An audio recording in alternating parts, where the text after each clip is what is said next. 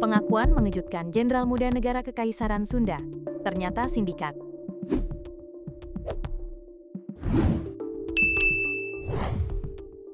Pengakuan mengejutkan seorang sindikat pemalsu surat tanda nomor kendaraan alias STNK kepada polisi.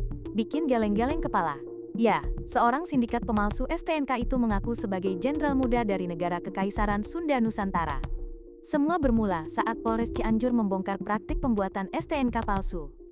4 sindikat yang tertangkap mengaku mendapat perlindungan dari negara Kekaisaran Sunda Nusantara Majelis Agung Sunda Archipelago, MASA. Bahkan jenderal muda dari negara Kekaisaran Sunda tersebut ikut tertangkap. Bisnis pembuatan STNK palsu dengan logo negara Kekaisaran Sunda diklaim sudah meraup untung miliaran rupiah. AKP Tono Listianto menyatakan seorang anggota sindikat tersebut mengaku memiliki jabatan tinggi di Kekaisaran yang dimaksud. Pengakuannya demikian, dan salah satu pelaku memiliki jabatan dan pangkat tinggi di Kekaisaran itu, sebagai jenderal muda, ujar Tono di Mako Polres Cianjur, tanggal 11 Maret tahun 2025, melansir kompas.com. Polisi menyita sejumlah barang bukti, termasuk alat cetak, dokumen terkait klaim Kekaisaran, serta STNK palsu yang diterbitkan oleh sindikat ini. STNK palsu tersebut mencantumkan identitas dan logo Kekaisaran, menggantikan lambang resmi Kepolisian Republik Indonesia. Kekaisaran ini mengklaim memiliki wewenang untuk menerbitkan berbagai dokumen, termasuk STNK, kata Tono. Kasus ini masih dikembangkan untuk mengungkap kemungkinan keterlibatan pelaku lain. Polisi mengimbau masyarakat untuk lebih berhati-hati dalam mengurus dokumen kendaraan agar tidak tertipu oleh sindikat pemalsuan ini. Seusai penangkapan tersebut, Kekaisaran Sunda Nusantara menuntut ganti rugi sebesar 5 triliun rupiah kepada Polres Cianjur.